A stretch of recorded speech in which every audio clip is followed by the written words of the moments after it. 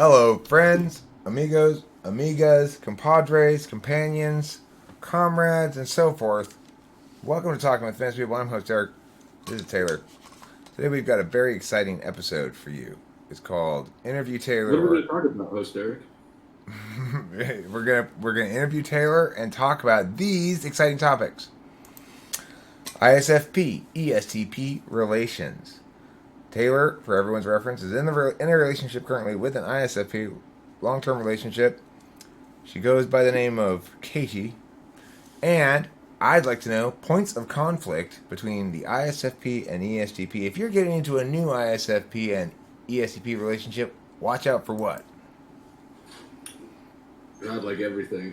Um, Watch out for criticism. They don't take criticism very well. Nobody does. Very few people do. I think that I think that coming in here and grabbing the aerosol and spraying it around out there is her way of telling me to stop smoking in the house. So be careful of smoking in the house. That could be another point of contention. She's still spraying away. So do you think of that behavior as um, communicative or passive aggressive?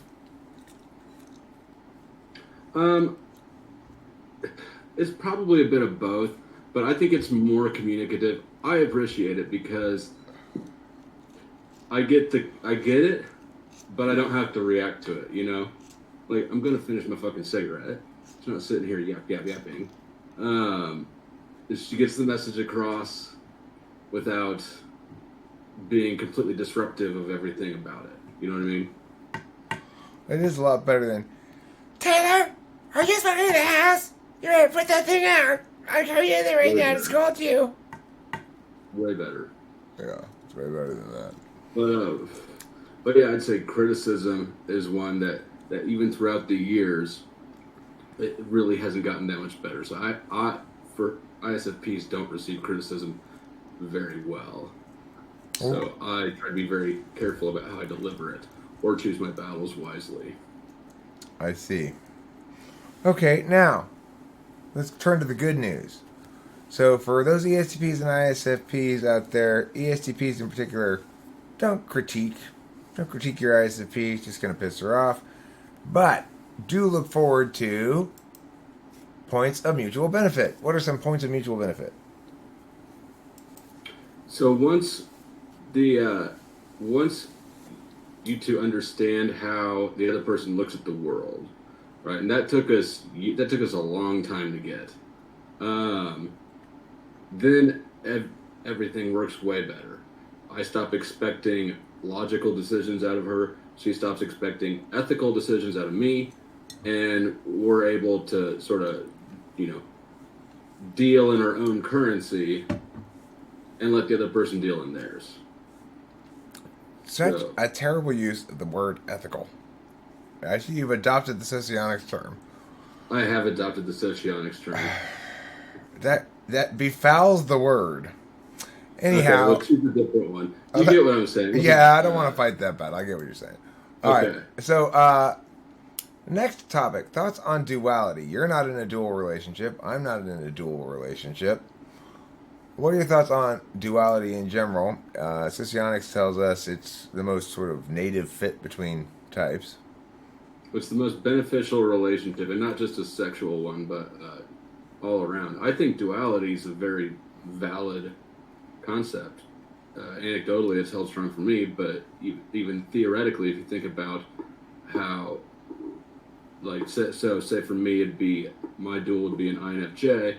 We have the same valued four functions, but my weak two are their strong two, and vice versa. So you're able to help the other one in areas that they find valuable. Okay, well that presumes the front four are valued. Um, yeah, so the top four functions in MBTI are the valued ones in Socionics. Okay, and what kind of values are they? Are they absolute values? You value them. No, you value them. We like ESTPs and INFJs both value FE. We care about it. But I'm not very good at it. They are.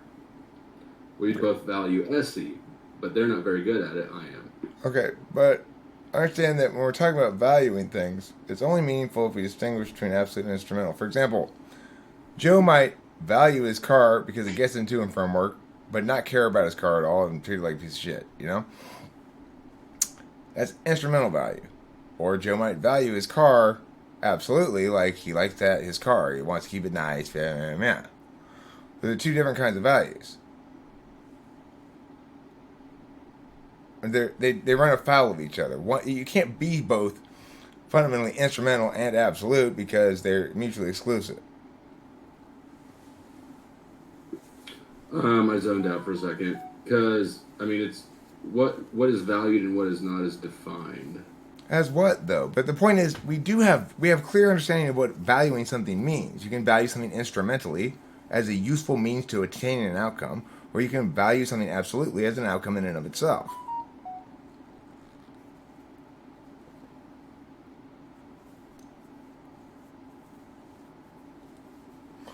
Okay. I don't see how the two are different. Well, like for example, I don't mind if I need to get across a gully, and I've got a piece of wood and laid across there, and I know I'm going to break the wood, but I'm going to successfully be able to walk across it, no problem. But if it's my daughter, I don't want to lay her across the gully and walk across her knowing I'm going to break her, because she's an absolute value rather than an instrumental value. Both things are valued because both things are useful to the individual, but they're useful in different ways. One links to the person, one links to the person's activities. So the value is we value these functions. Like we both value FE, right? But neither one of us are strong in it. We like that shit. We think it's good to have more of it, right? Right, it's an absolute value. Absolute value, right. It's absolute value, I'd say. All right, what about TI? Is it also an absolute value? Yeah, it's absolute value. So, but what happens if TI and FE conflict? Which is the frame and which is subservient? For us, it would be TI. It's not, though. For example, like, I could sit here and argue this point indefinitely with you. Well, but it wouldn't make for a good video, and I care more about the FE. We're both in service of our dominant function. So, TI is subservient to NE. That's not the way it works, Taylor. The dominant function is not the overarching lord of everything. It's the implicit value, which is another kind of value. Regardless, I don't want to argue about it. So because it's just going to be. Well, you can't just have the last word and say. All right, you have the last word. You have the last word. Go ahead. Have the last word. Where were we? You said that everything serves the dominant function. Right. So what good is TI to you if you have to live like an ISTP? If there's no possibilities, no NE, you're going to go fuck this TI shit, give me some potential, give me something exciting. I agree. If I live in a world of an INTP where I'm a reclusive, timid, no SE having little logic machine, I'm not going to like that any more than you like having ISTP black and white, no potentials. Ultimately, we all need to swim in the water that we want to be in, right? I give the last word on the point to you. So let's move on to this next thing here. I've posited that there's potentially a duality split that occurs because, for example, if you take two judgers, they're both on the same metaphysicality-physicality axis. So, for example, an ESFJ is the literal dual, so to speak, of an INTP because they're both judgers. What that means is they're both metaphysical types, even though one's a sensor and one's an intuitive. But for somebody like ESTP and um, ISFJ, they are both physical types, and that's the actual metaphysical physical correct duality lineup. If you look at What's the physical and metaphysical distinction? okay, so look, there's four functions. They're basically four fields of existence. These are basic indisputable facts that everything ought to begin with. For example, there's outside physical world. There's my own body. Those are two different physical planes, right? And then there's outside metaphysical world. That's say shit you read or watch or whatever. And inside metaphysical world, shit it's in your own head you're saying or imagining or I whatever. don't know that I agree with that. Okay, My so body is the outside physical world. Just as okay, but the nevertheless, metaphysical world is part of nevertheless, you. regardless of if it's part of the outside world, there is no disputing that the attentional expression of feeling this is different than this. Because with this, what you're feeling is both felt here and here. In other words, the Okay, thing yeah, you're feeling I got you. feels as well, right? Gotcha. Hmm? So, and additionally, it's indisputably so that sometimes I can say things out loud, and sometimes I can think things and not say them out loud. Indisputable. Okay, so the point is we have those four planes. Two of them are physical and two of them are metaphysical. The functions are native to those planes. So extroverted sensing, introverted feeling, and extroverted thinking are all native to the physical plane. Because extroverted sensing is acting in the external physical world, introverted sensing is knowledge related specifically to the internal physical plane, but and then FI is physical judging. That is to say, the FI is the most physical experience of the metaphysical that there can be, basically. And then lastly, TE is the physical interface with systems of the world, the dynamic systems of the world. How to fix a vacuum cleaner. That's a dynamic system of the world. It's a physical object that you have to interface with to fix, right? How So, is FI physical again? well, FI is the correlate to TI. So whereas TI is a disinterested calculus, FI is an interested calculus, which means it's what matters to you personally and particularly. Now, it's physical in the sense that, first of all, when you have emotions, they are physical feelings in your body. For example, when Rachel and I got to the airport, my heart dropped into my chest, into my stomach, and then came back up again. It often happens like before big debate tournaments, before I'm going to travel or whatever. I feel this like adrenaline rush. When you're sad, you feel your body is genuinely moving around in response to the feelings. It's like there's a physical expression of almost every single emotion. If I'm happy, I might be laughing, I might be frowning. It's like the physicality of FI is abundant. But beyond that, it's also real time, which is to say, you don't experience it conditionally. You can't say, okay, I'm going to think about this for a minute, I'm going to put it away, and then I'll come back to it later and think about it again. Your feelings impel themselves upon you in a way that's physical and real time, in a way that TI does not. So that's what I mean by it's physical. It's the physical deliberation function. It's how you know how to determine the status of something on a physical level in relation to your identity. Namely, how much you like it, how attached you are to it. Versus TI, how much it stands up scrutiny on an external metaphysical plane ultimately. That is to say, as objective data, if other people can reference it, and they're all operating within the same basic logical framework, then is everybody going to agree? Yes, fine. No, not fine. You know?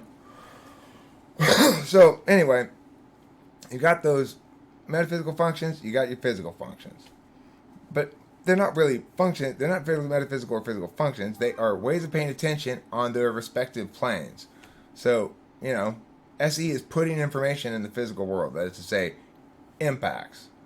But all functions have both a metaphysical and a physical aspect. So the metaphysical aspect of SE is to follow through on shit. If you're going to have an impact, you have to actually walk all the way over there and kick the thing. You know, you have the idea, it doesn't instantly translate into impacts. You got to follow through. You got to stick with that idea all the way through until you complete the impact. Now, most impacts we want to create don't require a shit ton of follow through. That's why ESTPs aren't necessarily particularly good at long term follow through. I understand what you're saying. Okay, that's the thing. I allowed myself to get off on I mean, I understand if you're trying to convey what you're talking about. I get it. If you're looking for agreement, I'm not. I don't. Okay. Everything I'm saying is self evident. Nobody disagrees with any element of what I'm saying. So yeah, that's false though. No, I'm saying because look, remember, I'm not making any bold claims. I'm saying what we all agree with, which is yes, there's an outside physical world, and that's different from your body. SC is not follow through. Oh, okay, I agree. I agree with you that not everybody agrees with that. You're right. Not everybody agrees with that. But what I'm saying is, what everybody should agree with is that to take an action requires you to follow through at least insofar as there is distance between the created impact and the idea to create the impact in time. But the definition misunderstands SC fundamentally because follow through implies that the action is after the thought. It is. A lot of times it's not. No. Okay, but no, listen. The action is not instantaneous, regardless of the thought. It doesn't, the ordinality with thought is irrelevant. If I express that, I think I did. I regret that. I'm sorry.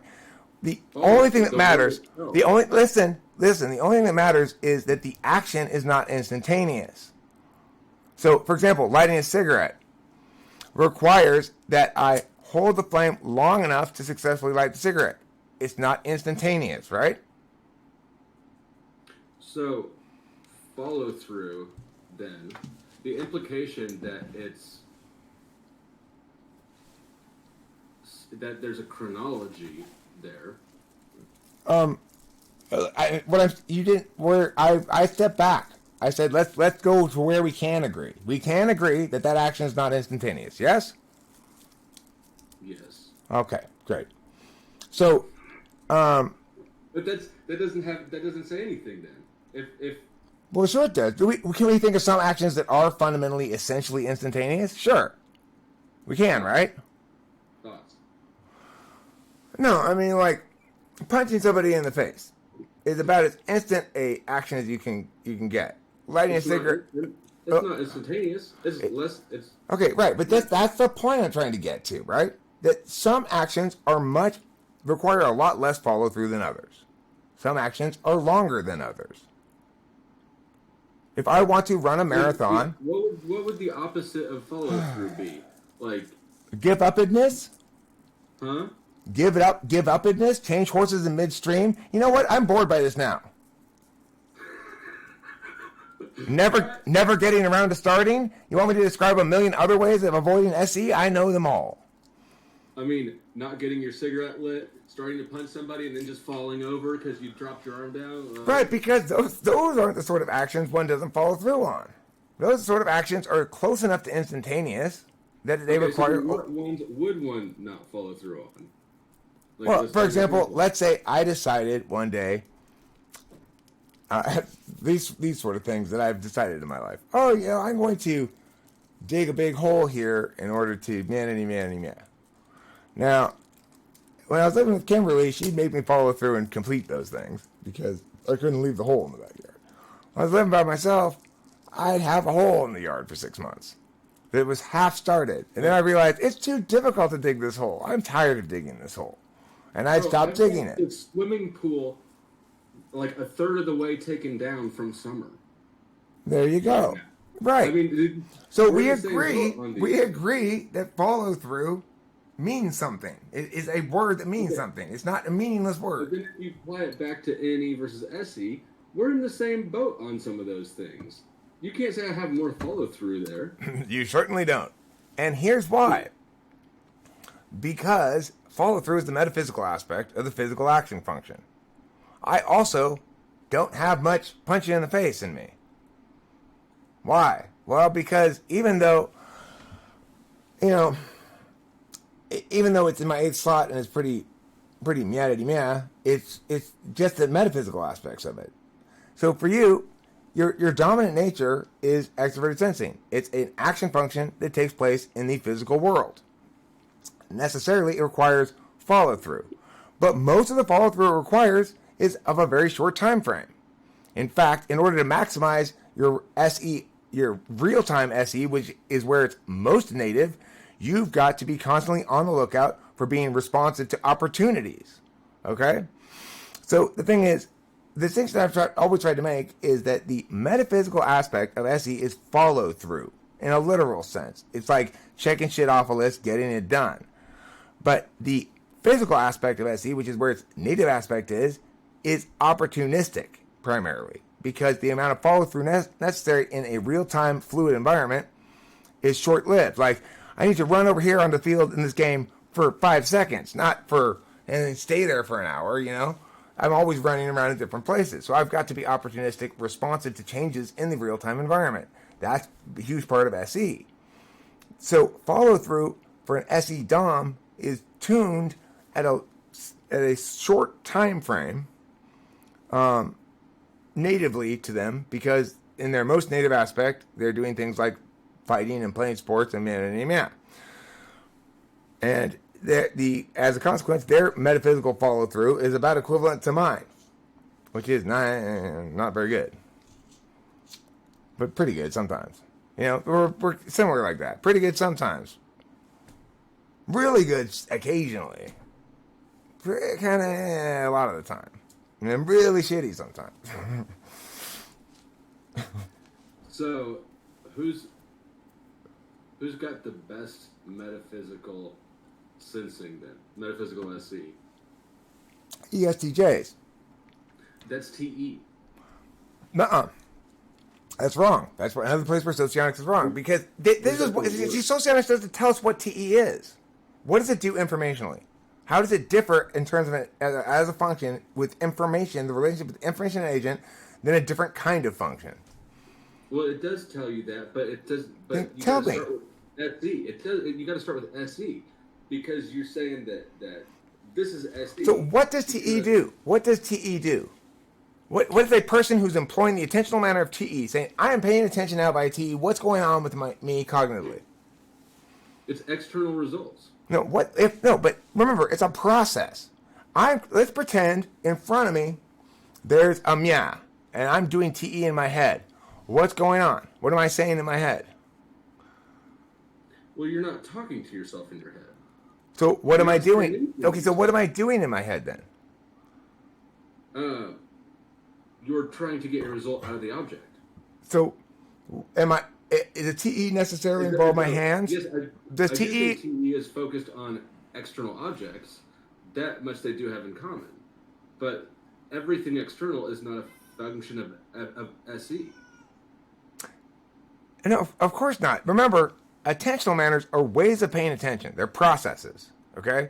So what I'm saying is, what does the process behave like, display in some way, or reveal to us what it looks like when somebody is in the throes of attending via the channel TE?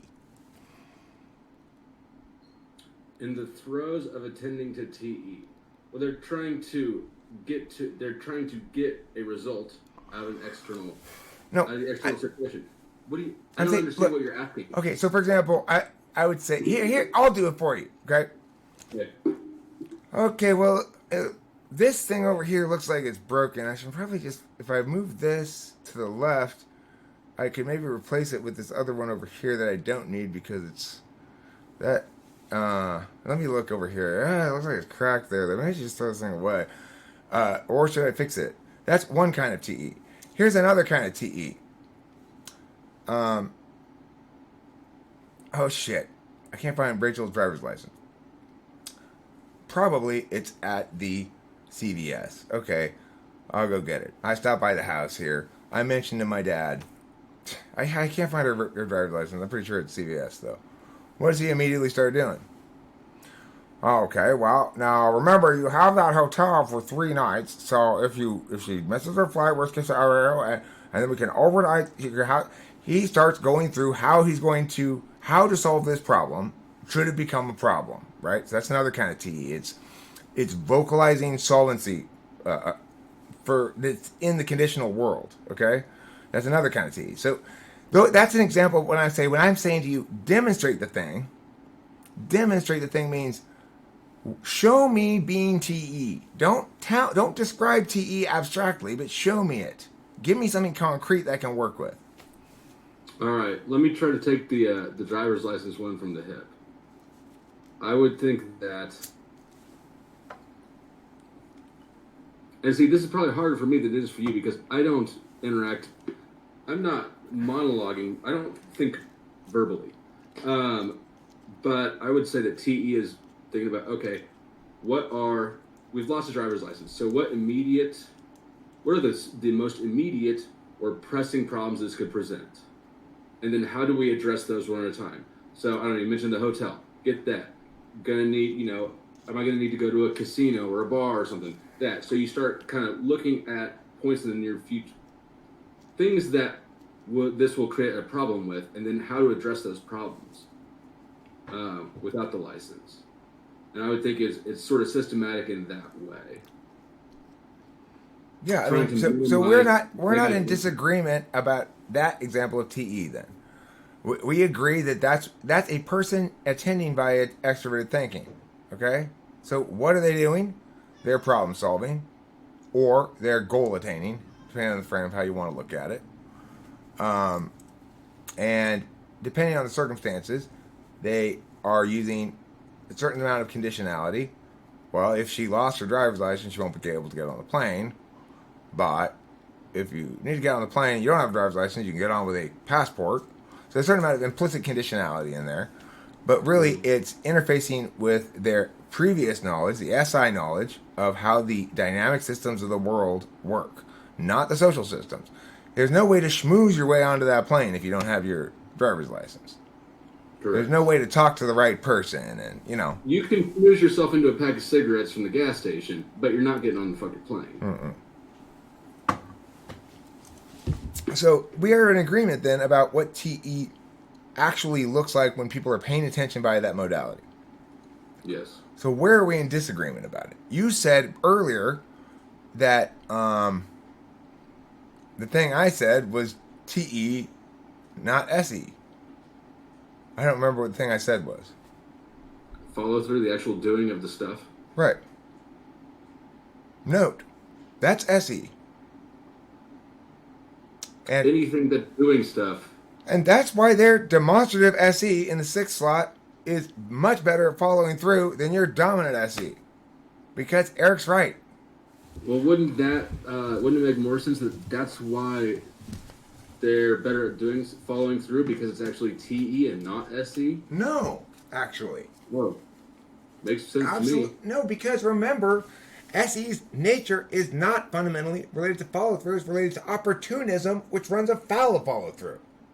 Then why are you putting follow-through instead of opportunism? Because it has two aspects. One of them is opportunism and one of them is follow-through. The metaphysical aspect is follow-through. The physical aspect is opportunism. So the metaphysical and the physical are opposed to each other? In SE's instant, what? It's simply looking at doing on a different time frame. If you're looking at doing on a conditional or metaphysical time frame, then you're saying, I want to check shit off a list. If you're looking at doing on a physical time frame, then you're saying, I want to walk over there and pick up on that chick right now. And just do it. Or you don't even think that. You just do it, The point is, it's a different kind of time you're engaging in, because the different planes of reality have different times. Conditional or ordinal time is not like causal linear time. And you have to account for that, or your system's fucking broken.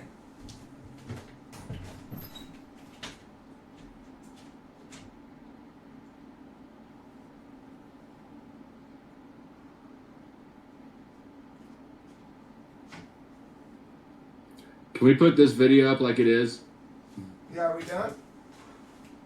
Oh, I don't know. You walked off screen. Oh, I went to smoke a cigarette. Okay, you know what? Fuck it. I'm going to smoke a cigarette in the house. Yeah.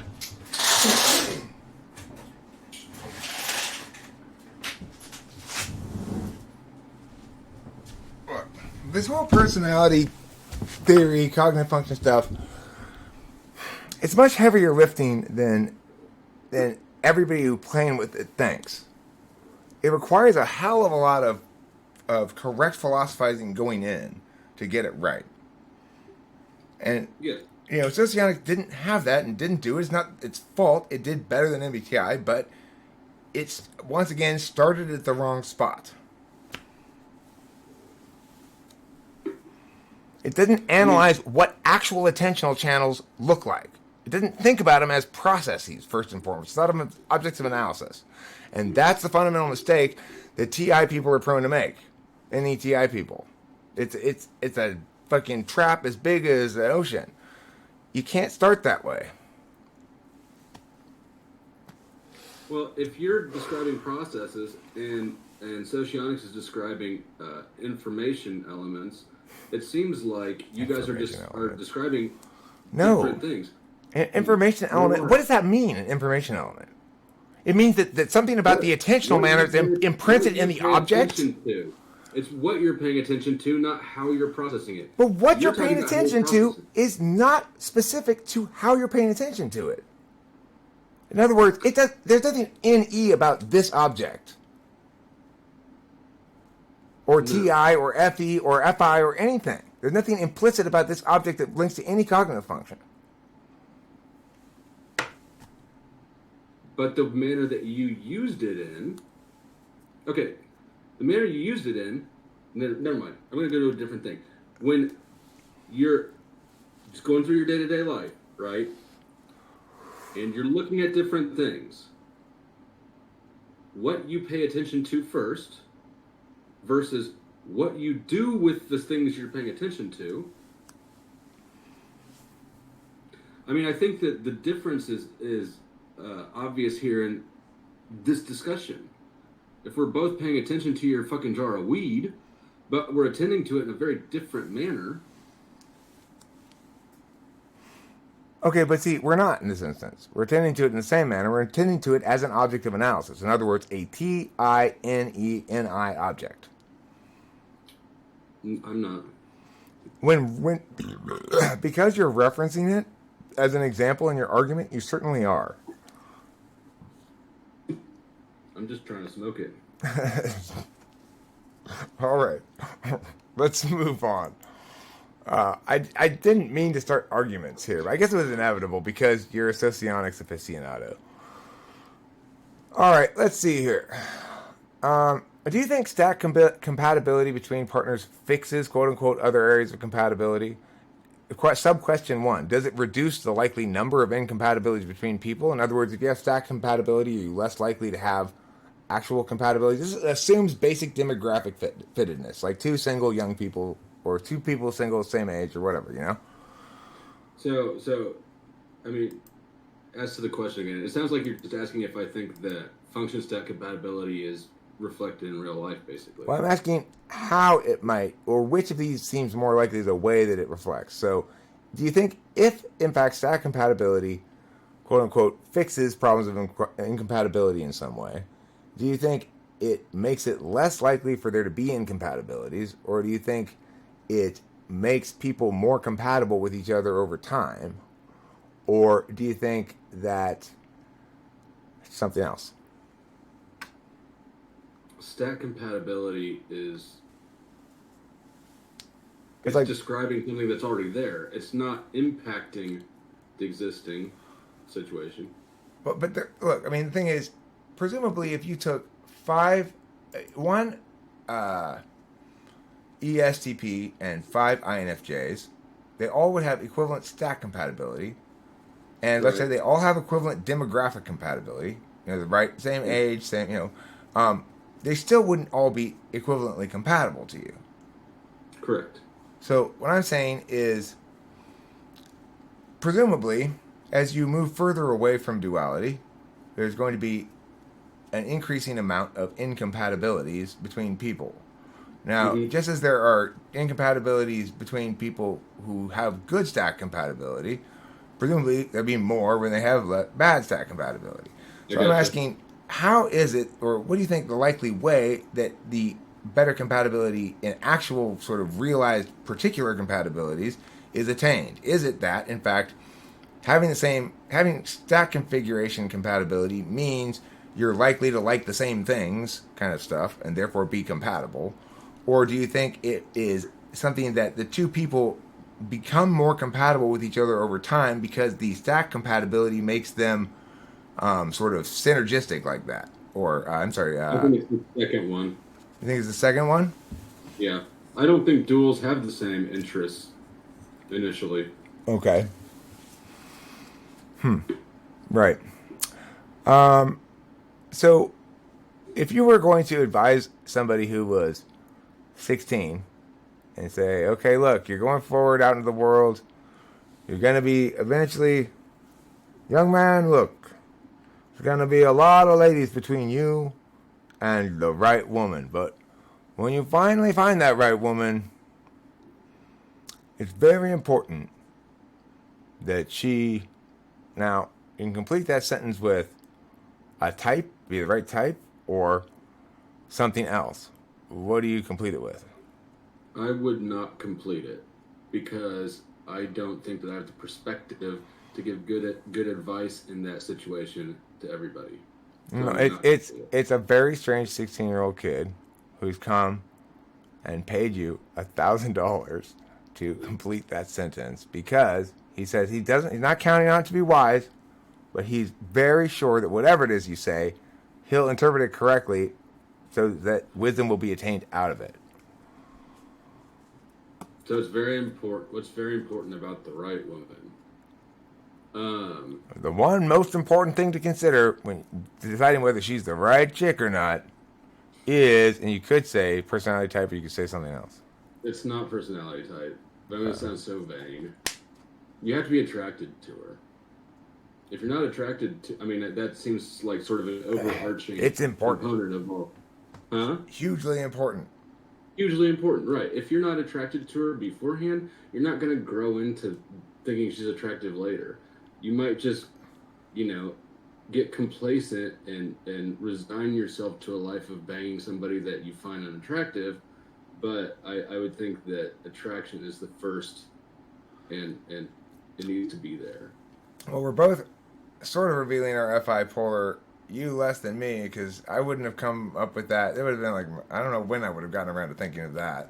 I would have come up with a lot of answers, but the good answer, the best answer is that be genuinely attracted to the person, not Right. just and not just sexually, But but I mean, I was mostly talking sexually. but definitely sexually. And the thing Mhm. is, I used to wouldn't have said that,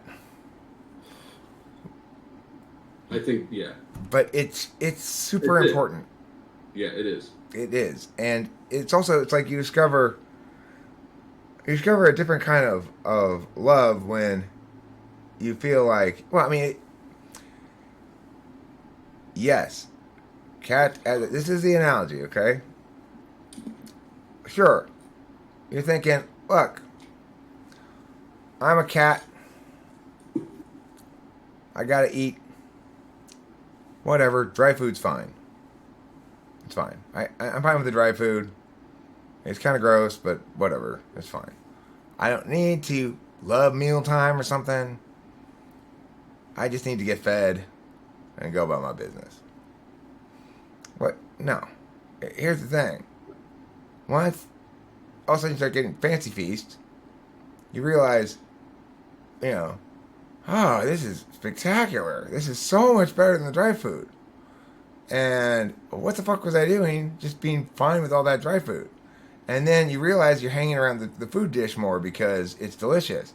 And so you get pets because, you get more pets. And so then you get more treats. Now you're getting fresh shrimp and you're getting whatever. And because you're nicer because the food's more delicious. You're not so grouchy with the owner anymore because you're not having to eat fucking dry food every fucking day. Well, I mean, I think it's even more. I don't think that getting accustomed to dry food is because you're unaware of wet food. I think that you're aware of wet food, but you're just eating dry food, and so you even more on a more basic level than that. I mean, think about the first your first girlfriend in whatever school, or the first crush you had. Like all those first sparks of romantic interest, they're not dry food, Right. right? You don't. Yeah. And the thing is, I thought I was indulging in a certain amount of shallowness when I said, you know what, fuck this. I'm gonna aim, mid-30s. Fuck no. Why? It's not shallow. Why? People feel shallow for liking things that they like, for being attracted to things they're attracted to, or for wanting what they want, and it's silly and unnecessary. You know, It is, but giving yourself a cross to bear because of you are who you are, you like what you like, doesn't change anything or help anybody. It just makes the person talking to themselves more miserable. the thing is, I was never like making myself miserable. I was just being super FI polar and having no idea what was important.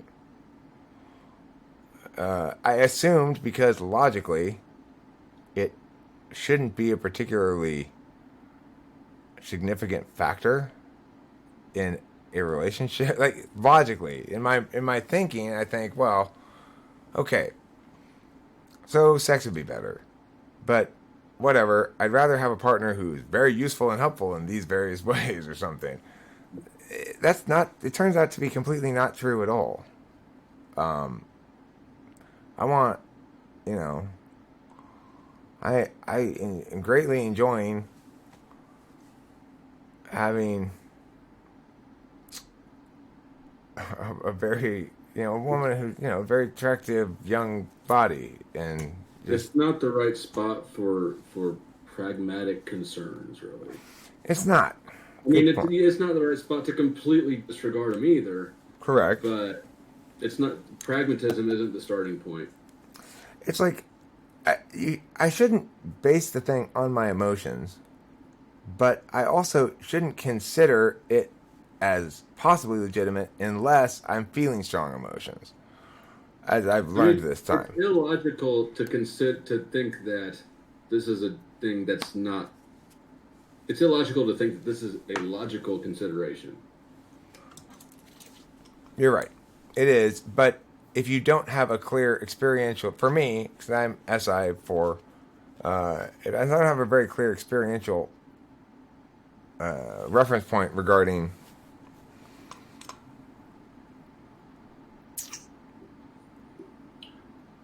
Well, a lot of people don't. I mean, a lot of people don't. And I think that that's a big pull of people to typology, is they're trying to intellectualize something that doesn't lend itself to being intellectualized very well.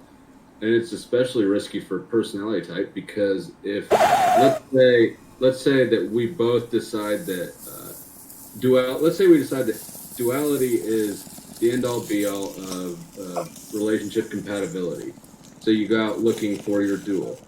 Well, one, you have to assume that, I mean, you have to be typed correctly, and you have to type her correctly, which is a bigger task than it's a lot of times cracked up to be.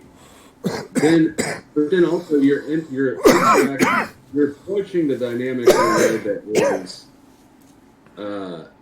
that undermines the personal components of it, right? It's a personal thing, being in a relationship. And if you approach somebody based on their type, you're depersonalizing it and sort of gutting what it is in the first place.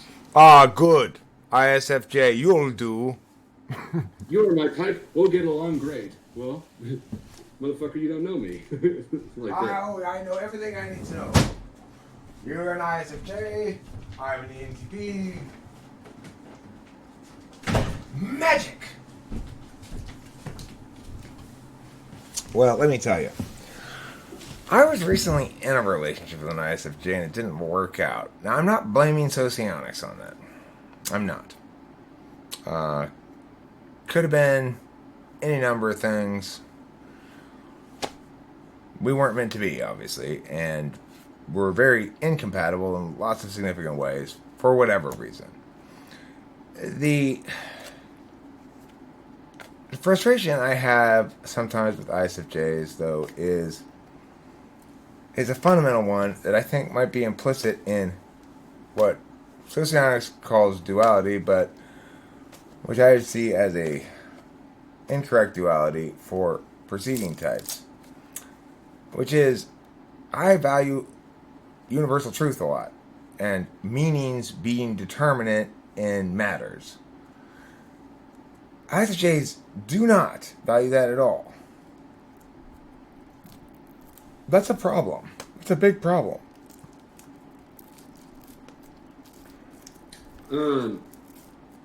Yeah, it's hard for me to answer this question because I don't. It's so particular, and I can't say. I can't. I don't know. Maybe she does. Maybe she doesn't. Maybe she's not ISFJ. I mean, I really don't know. I just assumed. Oh, she is. See, so, but regardless, I mean, I don't know about that specifically. Okay. If you were an INFJ, would you periodically delete all your videos? If I were what? If you were an INFJ, would you periodically delete your videos? I don't know because I'm not one. I think that they do tend to do things like that, though. Mm-hmm. Pukoki did that. MJ did that. Rachel did that. There's somebody else too. Yeah, because they're sitting around ruminating about and planning their long-term NI trajectory and how best to FE their way there. And I just don't do that. I don't think long-term at all. And I really don't FE my way to my long-term goals. I use a combination of just grit and force and logic. Well, see, and this is an example of how counter-valued TE plays out. It's like you don't like shit framed in terms of goal orientation shit any more than I do.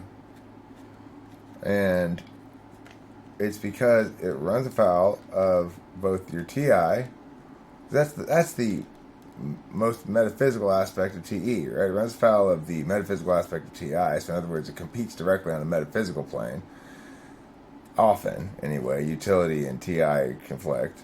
And then you countervalue it also because SE dominant, opportunistic, and that runs afoul of TE, which wants things to have more of the metaphysical kind of SE with the more of the follow through. I think that your like TE for us seems sort of crass almost, or basic or cheaper than a TI version of the same thing, which would be an all-encompassing understanding of the situation or approach to the situation instead of just a TE. What's the fastest? Right. It's TE with a short fuse, because it's demonstrative. We expect the world to expect it of us. We provide it when expected of us reasonably. We like to get that part over with as quickly as possible. Like, I don't want to sit there and figure out which hospital all there's SETE involved in that. First, you got to think about what you need to know and how to go about addressing this thing from sort of a step-by-step process. Ordinarily break it down in some regard. Then you got to do the steps of those things. Now, that's right up ESTJ's alley more than anybody else's, because they've got demonstrative SE, so they're expected to do some of it, and they're TE Dom, and they've got SI second slot, which means they remember all the shit they're supposed to follow through on. Which brings us back to answering that original question that I don't know if we ever answered or not. Okay, so let's see. I have some various names on here that I wanted to talk about potentially, but I think the video's gone on long enough. Maybe I'll make a separate video where I address various commenters and so forth. I actually didn't finish the list anyway. Let's kill this one since it's a clean stopping point then. Right on. Goodbye, everybody. Goodbye from me and Taylor, too. Taylor, do you have anything to say, like goodbye to the people you? I don't. All right, then, everybody. Goodbye again, and how? Yeah. Goodbye. Wow.